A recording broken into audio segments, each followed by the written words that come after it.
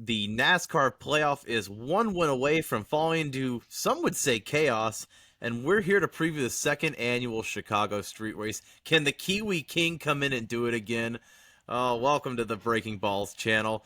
We are here for. Wait, Adam's here. We've got me and Adam here to preview the Chicago Street Race plus the NASCAR bubble ad. Welcome to Breaking Balls. Yeah, midweek feels a little interesting to be on here in the middle of the week, but you've been doing such a good job with these clips. You put them out on daily basis. So hey, if you're new here, make sure you like, comment, subscribe. Bob usually handles the midweek news drops and things like that. I figured I'd pop on today because with all this bubble talk, Bob, and all the crazy finishes that we've seen throughout this season, I feel like it's time for us to kind of take a deep breath and finally take a look at the playoff picture. We've got 7 races left, and like you said, we're about ready to fall into a little bit of calamity if we're not careful. Well, you said it's 7 races left, and as soon as NBC takes over the broadcast, you start to look at the playoff picture. You're thinking, okay, this is a 2-part season here. We've got 11 winners so far. Joey Logano punching his ticket at Nashville, and really, when Joey Logano was the next winner to knock himself in the playoff ad, oh boy, you're really looking at this going, okay, we've got some law and order right now, but with some of these tracks coming up, namely Chicago this weekend, Daytona still on the horizon. You've still got Pocono, Michigan ad. I mean, if you're someone like Ross Chastain, Chris Buescher, or even a Ty Gibbs a couple weeks ago, you thought you were fine. Now, like I said at the beginning here, you're probably one win away from everyone going to bed sweaty every night. Bob, I go to bed sweaty no matter what I do at night. Let's make that perfectly clear. Regardless of what is happening with these playoffs, I will be sweating. But like you said, there's a lot of guys that are really on the bubble and should be sweaty. I mean, a few guys that we didn't think were necessarily going to be in this situation. I mean, when you look at guys like Martin Truex Jr., Ty Gibbs, even Ross Chastain, it's kind of shocking to me at this point that none of those 3 have a win. But I'm pretty glad that they don't have the wins because it like we said, it just kind of breeds about this chaos of. I truly think these next 7 races are going to be absolute must-watch television because, like you said, especially in the next-gen era, anybody can win. And, the one track you left off was Indianapolis. We're running the oval again this year, Bob. And, it's been a long time. No data points on the next-gen. It's just another wild card. It just seems like wild card track after wild card track as we head towards the playoffs. Yeah, so let's look at the actual playoff grid here because a couple weeks ago we were talking about guys like Kyle Busch being on the playoff bubble, Bubba Wallace, Joey Logano. Oh man, things change in the month of June here. Now Kyle Busch is not even on the bubble. He's in must-win territory now at 104 points out. The actual bubble is between Alex Bowman and Bubba Wallace now. Bowman has a 51-point gap on Bubba Wallace, so Bubba Wallace pretty much is looking like he might be in must-win territory, obviously with some good tracks coming up for him, like a Michigan or a Daytona. But you even said Martin Truex Jr. I don't think we're going to be at a point now where it's more winners than races yet, but if we get 2 or 3 different winners here in the next couple weeks here, even a guy like Martin Truex Jr., who's 143 points above this cut line right now, you get 1 or 2 DNFs here, and all of a sudden, anything's possible here, Ad. I mean, and we haven't even covered guys like Chastain or Gibbs. This is just, go ahead and handle this, man. This is a really, really interesting look at the way it's kind of unfolded here. Not that we really expected it. No, and I touched on it a little bit earlier, but just guys that you figure would typically have wins at this point of the year. Kyle Busch was kind of, at least for me at the beginning of the year, I don't think you could have called any of his struggles. I mean, yeah, okay, obviously you're at RCR and we saw what happened last year, but he came out really hot and you thought you would get more of the same and if not building, but just doesn't seem to be the case. Like you said, has really fallen in the standings. And then there's Martin Truex Jr., who just hasn't found a way to win that race. It feels like it's coming, is what I'll say about Martin Truex Jr. It's one of those things to where just when you're ready to count him out or you feel like he's not going to win a race, there seems like it's a strong chance it's going to happen. So, that's definitely, I don't know.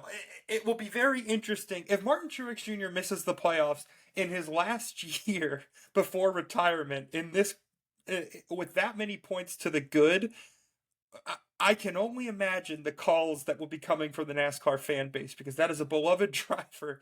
I could see them going full Jeff Gordon and just giving him a spot anyway, just for fun. I really don't know what would be more tragic: Martin Truex Jr. not winning a race in his last farewell season, or Kyle Busch's streak ending it this year.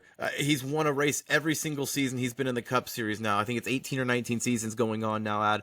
It would just be a crime and a crying shame to see that come to an end. But I mean, it's really realistic at this point. And we're looking at this bubble right now thinking this is everything going to plan. And of course, in the NASCAR world, Zane Smith finishing second last week, we were very close to even more chaos. So you could have a dark horse like a Corey LaJoie win at one of these plate races. We've said Bubba Wallace. Even these SHR cars like a Josh Berry, Chase Briscoe ad, all it takes is one or two guys like that to get hot here in this next month in August or July, right before the playoffs, and we have a lot of chaos here, a lot going on, even with Chicago this weekend. I know, and honestly, you said don't let him get hot. Josh Berry's been running very well. I think, especially towards the latter half of this year, that's a name you got to keep an eye on, especially going to some of these wild card tracks. It just seems like he's got a little bit of momentum, and you know, it's not quite NASCAR heat. You don't get any speed boost for momentum in real life, but at the end of the day, it seems as if it just keeps building upon itself. So that's another guy I wouldn't be shocked to see him get a win. I think honestly, Bob, looking at this playoff bubble, the name that really kind of jumps out at me is Ty Gibbs, because it feels like, I don't know, I've watched every race this year and it still feels like Ty Gibbs has won a race. He just has been around the front a lot this year. It just hasn't really necessarily been able to get the finish to lock himself into the playoffs. Yeah, Ty Gibbs definitely had a really good start to the season the first 2 to 3 months, and then really as this summer season has kicked off, Ty Gibbs has just really not had the same race pace. He's been finishing, more toward the tens, the teens there. We'll see if he can turn it around and get back to the speed that you've seen from his counterparts with Christopher Bell and Denny Hamlin especially. But let's kind of look toward Chicago this weekend here, because this is a wild card track in itself. I mean, you look at last year, you had a guy come in who had never even raced in the NASCAR Cup Series, and Shane Van Gisbergen, and now has become an overnight sensation in America. This is the truest definition of a wild card race with the Chicago Street Course, the second annual one. In theory, knock on wood, there will be no rain. It won't be a wet track, because we started the track absolutely sopping wet with a monsoon last year. Rain delays. The Xfinity race was just a wash. I guess looking forward to Chicago this weekend, Ad. What are you looking forward to? I guess, is it SVG's back-to-back repeat? Let's start there, right? I mean, there's always the chance that it could happen. Would be very interesting to see. But, Bob, I think for me, it's just going to be very interesting to see everybody on a blank slate. Because obviously the data points that you got from last year on the wet track aren't necessarily going to transfer in the same way. So I'm just interested to see what setups, who really nails the setup getting off the hauler this week. Who is going to be that driver that just has a car that you can tell from the time practice and qualifying starts, that guy is going to be competitive. And honestly, with it being a road course, I know it's going to shock you, Bob, but we're going to look for a guy who's looking desperate and desperately needs a win. Would love to kind of send him off on this last year with Front Row on a very high note. I think you know where I'm going. It's Michael McDowell. It's a guy who's had a ton of success road course racing as of late. I know it shocks you that I'm picking him because it's one of my favorite guys in the field. He just has been driving with a desperation for the past few weeks, and I think he understands that this is one of his last chances to get into the playoffs. I'm very interested to see what they are able to do with the setup. It wouldn't surprise me to see a guy like Daniel Suarez do really well here. It seems as if he's kind of, as of late has gotten a lot better on road courses. So I don't know, Bob. There's a lot to look forward to. I think, the parity that the next gen car provides here, and being that it's the first year that it's dry, I'm just excited to see which crew chief is bang on with the setup, and who basically guesses correctly as to what the setup is going to be in order to make their team as fast as they need to be to win this race in Chicago. Yeah, 100%. I think the Michael McDowell thing is very on brand for Adam. If you listen to this podcast, Adam is definitely a big fan of Michael McDowell there, so no shock at all. But a guy I'm looking forward to is Tyler Reddick. He had a lot of speed in the race last year. Did send it into the barrier late in the race. You obviously had some pit cycles that really cycled the field out to where it was Justin Haley, Austin Dillon, Chase Elliott there, and SVG was the one that ended up hunting him down. But if you really watched the race last year, Christopher Bell and Tyler Reddick were probably some of the faster cars in the field there with SVG. They just got stuck in track position. Like you said, Ad, it's who can come off of the truck, nail the setup, and have that track position. Because if you get caught in the back of the field, especially at a street course where there's not a lot of, like you said, data points, there's not a lot of experience, God only knows what can happen in the back of the field. And it may not be your fault, but you maybe get caught in someone else's business there, and it ruins your day there. I do think, like I said, Tyler Reddick, Christopher Bell, the Toyotas look like they're going to be pretty fast there. But someone like a Ty Gibbs, even, who is really good on these road courses, especially when the experience level was flat out equal. Someone like Ty Gibbs, who's been in the sim, he's shown that he can have a little bit of a leg up on these newer courses. But, we kind of touched over it. Let's go back to it. The man we talked about in the intro, SVG, is the reigning Chicago Street Course winner. Obviously, the Kiwi King coming over from Australian Supercars. Now he is not a stranger. He is not sneaking up on anyone this year. We know exactly what he brings to the table. The reigning winner of the Chicago Street Course. Can he actually do it? Can he go back to back?